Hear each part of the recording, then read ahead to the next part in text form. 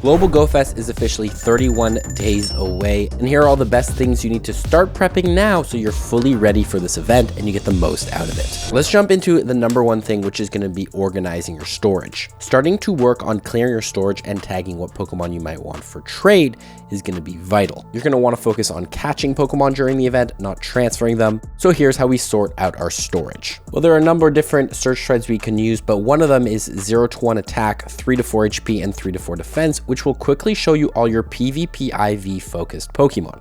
If you don't know why you want low attack, high defense, high stamina IVs for Pokemon in PvP, you can watch a video up here, but this will allow you to quickly go through all your potentially good PvP Pokemon and then compare it to a website like Go Stadium, where you can see exactly how well that one ranks. For example, this Galarian Corsola is a very, very high ranking Galarian Corsola for the Great League. So I'm going to keep that. You can then go through and favorite any of these Pokemon you might want to keep. You can obviously, of course, search by 4-star, which will show you all your hundos. You can even search by 3-star, and again, go through and find out what of these Pokemon you want to keep. If you don't know what the best Pokemon to power up for raids are and the ones that you want to keep as 3-stars and 4-stars, I'll link below a video breaking down the best Pokemon to power up in 2025 in Pokemon Go. Now, if you search year and then 2016, 2017, 2018, and 2019, this will show you all the Pokemon that were caught in those years. And those yeared Pokemon can actually be traded away for guaranteed lucky trades. So hold on to those Pokemon because they could be useful during Go Fest to go ahead and guarantee your lucky trades. Also, searching background is another great Pokemon to keep and tag because these are Pokemon with special exclusive backgrounds, which could be great trade bait at Go Fest this year.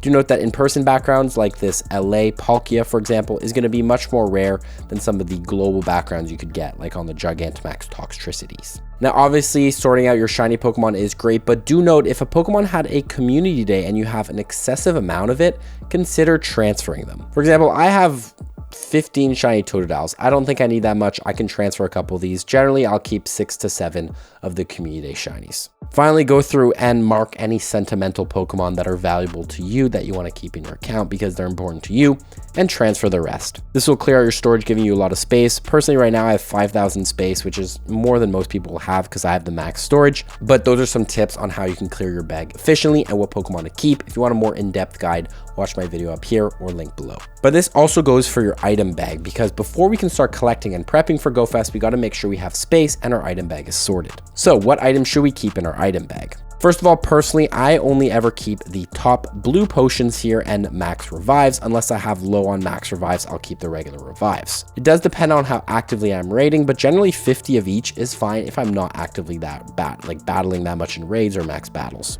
Generally, just keep the highest level of items you do have here. And again, it depends how actively you are battling or not. If you're not an active battler, you can drop down to 40 of each of these. And do remember, when you complete max battles and raids, you do get more of these items. Pokeballs is where I would recommend putting most of your storage into. Overall, having Pokeballs, Great Balls, and Ultra Balls is very important. Pokeballs are the ones that are going to be able to be used with your auto catcher. So if you have an auto catcher like the Go++, to use it on fully automatic mode, you do need a Pokeball. Great Balls and Ultra Balls are great as well because those are balls that are going to give you a higher catch rate. Overall, Ultra Balls have the best catch rate. Pokeballs can be used with your auto catcher, so Great Balls would be the ones I would delete first if you had to, but really just never delete Pokeballs, just use them. Keep all these, you're going to need them for Go Fest. In terms of berries, the only ones I would keep are Pineapps, Golden Raspberries, and Silver Pineapps. Pineapps, very useful for doubling your candy. Golden Raspberries, useful for making it easier to catch legendaries, and Silvers is a combination of both. Some people like to keep Nanab berries to make it easier to catch shadow legendaries and things like that, but overall, I just think you're missing out on value if you're not using the Golden Raspberries or Raspberries when you're having difficulty catching a Pokemon, because it's just going to give you a catch multiplier, which is just better than making it easier to land a throw that's just not going to be as effective. Now, somebody brought up a good point, but evolutionary items, you don't really need to give that much. I actually only keep 5 of every single one now, except for Sinnoh Stones and Unova Stones. But do note, whenever we get an event where a Pokemon that needs an item is featured, usually they give us timed research to get those items. So overall, you can really cut down on how many of these you keep. TMs, I would not keep too many. Obviously, don't delete your Elite Charge and Elite Fast TMs. I actually just rinsed out all my Charge TMs on removing frustration for my Shadow Pokemon. So normally I would have more of these, but overall, 25 to 50 TMs. If you're big into PvP, you might be keeping more of these, but I would reduce the amount of TMs so you can make more space for Pokeballs, which is what you're really going to want. And I guess the final thing here is premium items, things like passes, lure modules. Don't delete any of these. You're going to want to keep these, especially for GoFest. That's when you're going to want to use them. And same things with rare candy. Now I keep rare XL candy until I have 296 and then I'll power up a mythical with it. But rare candy, usually I'll dump into a Pokemon like Palkia or a Pokemon that has an adventure effect like Kyurem that I want to use actively. But I guess that filters into our next part of the prep, which is PokeBall Prep. Now I mentioned here, Pokeballs is the most important, and generally 80%, 70% of your storage should be towards Pokeballs. If you can't catch Pokemon during GoFest, what are you doing? You're not having a good time. So you want to maximize the amount of Pokeballs you have for GoFest, and I would start collecting now with the following methods. Number one, spin. Spinning Pokeballs is the most efficient way to collect them. Spinning every Pokestop or gym you walk past, even just passively, is amazing. And when you spin 9 unique Pokestops within 10 minutes, the 10th Pokestop will go critical and you'll receive slightly more items. You can also spin gold gym badges. Any gym that you have a gold badge on, you will earn bonus rewards for spinning them. So going into areas where you actively play a lot and have gold gyms is going to be the best for you. Also, if the gym is occupied by the same team as you, for example, if you're on Instinct and it's an Instinct gym, you will get more items as well. Golden Lure modules and Golden Lure module parties is another way to grind Pokeballs very efficiently. Golden Lures are items that you can earn by sending postcards from Pokemon Go to Pokemon Scarlet and Violet. And if you send on 5 different days one of these, you will get a golden lure. You cannot stack multiple golden lures, but if you drop it, they will drop many more Pokeballs and many more premium balls like Great Balls and Ultra Balls. Really top strategies to get a bunch of trainers around your area to get a bunch of golden lures, drop them all at the same time, and reap the rewards from a bunch of golden lure module spins. Hosting a golden lure module party before GoFest is amazing.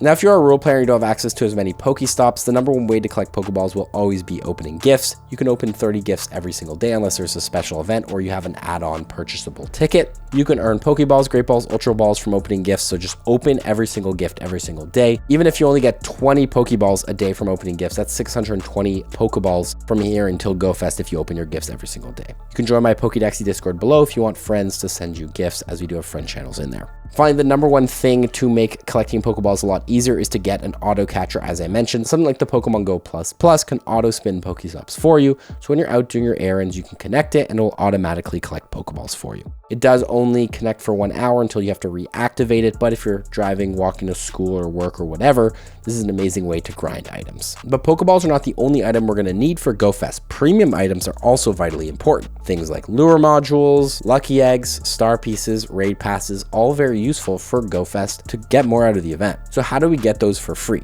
Well, number one, winning showcases. If you can really lock in over the next month on winning showcases and you come in the top 3 of a showcase, you can earn premium items like lures, lucky eggs, egg incubators, star pieces, incenses, etc. This is going to elevate your gameplay experience, especially if you're a free-to-play player. Also, if you attend community ambassador meetups by going on Campfire, sorting by meetups, and finding the ones hosted by a community ambassador, and if you check in at those meetups, you can get a special timed research that will get you rewards. The rewards will differ on the event you show up to. If you attend a Max Monday or Max Battle Day, you'll get 800 Max Particles, not very useful. But if you attend a Spotlight Hour, the rewards will be 1 Super Incubator. Raid Hours and Raid Days will give you 1 free Raid Pass, and Community Days will give you an Incense, a Lure, and a Lucky Egg. Attend community ambassador meetups and holding on to these items is absolutely amazing and a great way to grind items in preparation for GoFest. Finally, the best way to get these items for free is by buying them. But how do you buy them? Well, with Pokecoins. So how do we collect our free Pokecoins from here until GoFest? If you drop into a gym and you stay in a gym for 8 hours and 20 minutes and get knocked out of that gym, you'll get your 50 free Pokecoins of the day. Depending on when you're watching this video and how often you gym, if you get your coins every single day, that's 1,550 coins from here until GoFest that you can then use into raid passes or whatever box or whatever you want, even into upgrading your storage. So battle in your gyms every single day, drop into the gyms and try your best to win.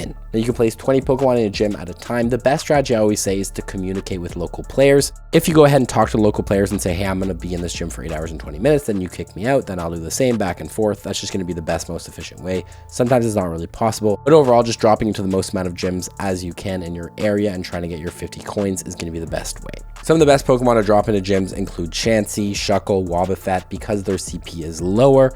And since their CP is lower, they actually decay slower than higher CP Pokemon like Dragonite or Metagross or whatever. But technically, if you want to get knocked out of the gym, maybe just put in a trash mon, because the whole point is to get knocked out after 8 hours. So maybe you don't want to be that strong. Anyway, get your coins, start stockpiling. You're going to want them. Another thing you can stockpile, though, is going to be candy for the adventure effects. As I mentioned before, Palkia's adventure effect, Spatial Rend, is going to double your spawn distance from 40 meters to 80 meters. This is very, very useful during an event like GoFest, so collecting Palkia candies so you can use this adventure effect is going to be useful. If you want to have Palkia Spatial Rend adventure effect active for the whole day, 8 hours on the day, it's going to cost you 240 candies, and if you want to run it on Saturday and Sunday, 480. So dumping your rare candies into Palkia Spatial Rend, making Palkia your buddy and walking it to get candies, very good. Also, Kyurem White and Black's adventure effects, Ice Burn and Free Shock, will give a catch multiplier. Specifically, Ice Burn, the one you want to use, is giving you a catch multiplier of 1.5 times on any Pokemon you catch during the event. Really useful for catching legendaries. Same thing, the adventure effects cost 5 Kyurem candies for 10 minutes, so you're going to want a lot of Kyurem candies. Put your rare candies into it, make Kyurem your buddy, walk it as your buddy, all that stuff, so you can have the candies ready to use the adventure effect during the day. Start prepping that now. Kyurem's adventure effect is especially useful if you're going to be using Go++, because it's going to increase the catch rate on your Go++ auto catcher during the event. Now, Mega Pokemon give you additional catch candy, XL candy, and XP depending on the level the Mega is. A basic Mega will give you 1 more catch candy, a high will give you 1 more catch candy plus a 10% chance to get XL candy and 50 more catch XP, and a max level will give you 2 more catch candy, 25% chance to earn a catch candy XL, and 100 more catch XP.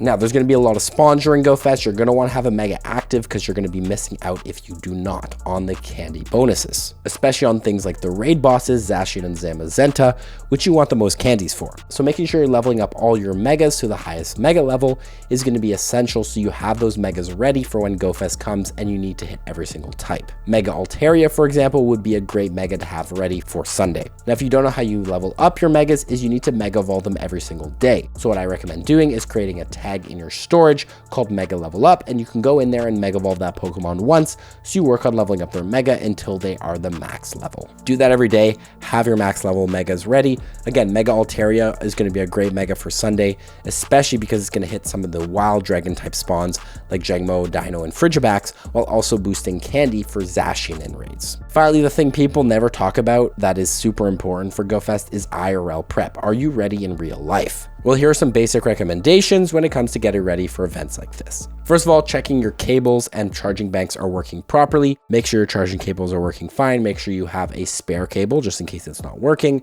Make sure your power bank is in working order and you have a good power bank. I'll link below all the items I use that if you want to check out what power banks and cables I use. Now, make sure your bag is packed lightly. You're going to be walking around for 8 hours potentially, or grinding for a long amount of time, so minimize the amount of stuff you're carrying around. I always like a little cross-body bag or a little small backpack that you can carry all the items you might need. A cross-body bag is also great because you can carry it in the front if you're concerned about pickpocketers or you're going to be playing in a busier area.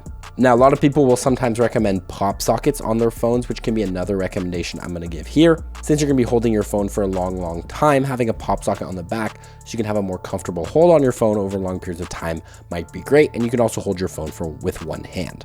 This also goes for things like phone straps, which you might want to attach to your phone and attach to your wrist in busy cities where you might be scared of things like theft. Also, could just be great in case you end up dropping your phone during the day. You'll have that phone strap so it's safe and connected to your wrist. Now, if you're going to be playing in the summertime, it is the summer for you, which most people it will be. Here are some musts you need to pack or prep. Sunscreen, a cap or a sun hat, breathable shoes, a small portable fan or a neck fan is always great for those hot months. A phone cooler as well. Sometimes phones do end up overheating, and having a phone cooler can be a top strategy. A microfiber cleaning cloth is great when anything gets sweaty on your phone and you can go ahead and give it a good wipe down. Obviously, hydration water bottles and hydrating tablets, sunglasses, and potentially a waterproof jacket if it's going to rain. Now, if you're playing in the winter, my Australians, although it won't be as cold down there, having a waterproof jacket can be great. A compact umbrella or a large umbrella is very useful if it gets very rainy in the winter months where you live. There are also some umbrellas that can attach to your body so you can have hands free when you're using the umbrella. Definitely worth looking into. Rechargeable hand warmers are amazing for any time you're playing in cold areas to keep your hands nice and warm. Hydration, of course, waterproof shoes, and touchscreen gloves or fingerless gloves. Make sure you prep all those things and start looking into buying any of those things that might help you during your GoFest day now. Guys, if you enjoyed this video, watch the other 2 videos on screen. Hopefully this helped you get ready for GoFest, because again, only 31 days until this event, so start prepping now and follow for more tips. Peace.